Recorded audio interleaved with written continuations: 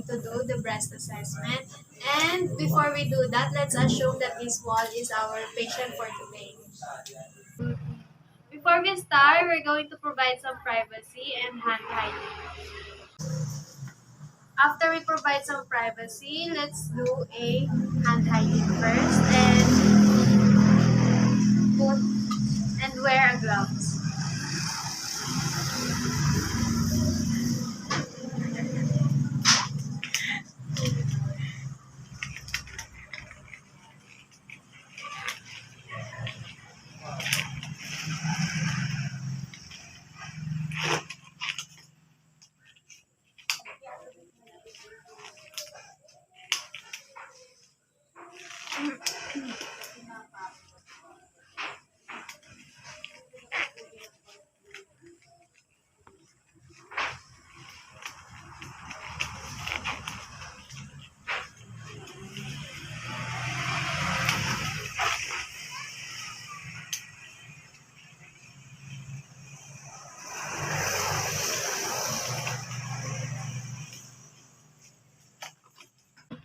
As we are already done with providing some privacy, hand hygiene, and wearing a gloves, let's proceed to the procedure.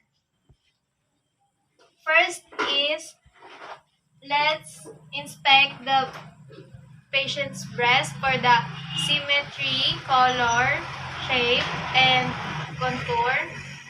And as we can see naman po, the patient's breast, the shape is in normal naman, normal size. Tapos yung symmetry niya naman po is asymmetrical and the color is in the colors of skin tone. As we assume naman that this is the normal skin tone of the patient. For the next part of the procedure, we're going to inspect the discoloration of the skin and if there is any swelling or dimpling or retraction on the nipple. As we can see naman po, the nipple, there is no retraction naman and it's erect naman.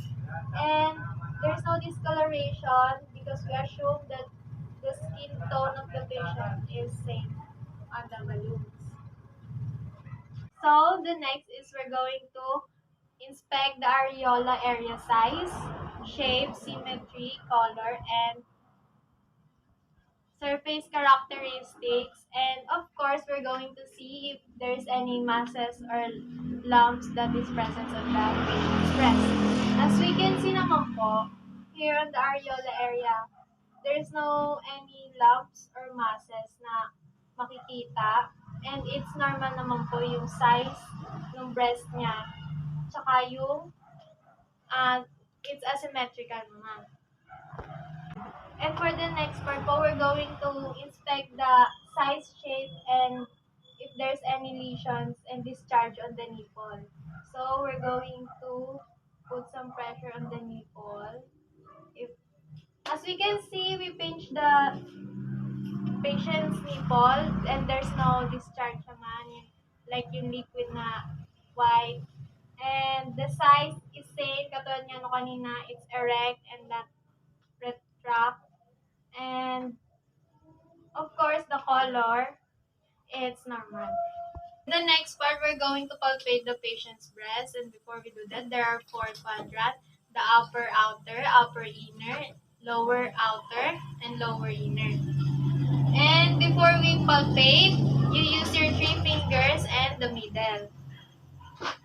Just circular palpation.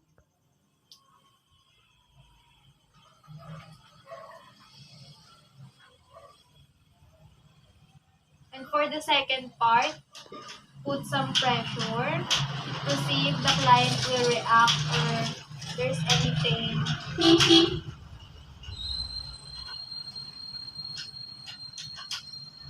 As we are already done with palpating the left side, of course, you need to do the procedure on the other side. So for the next part po, we're going to palpate the patient's supraclavicular,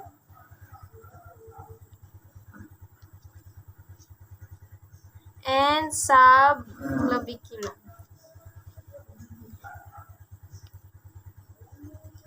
And that's all for the breast assessment. My name is Leah Joy Villaber, Group 3 from University of St. Anthony.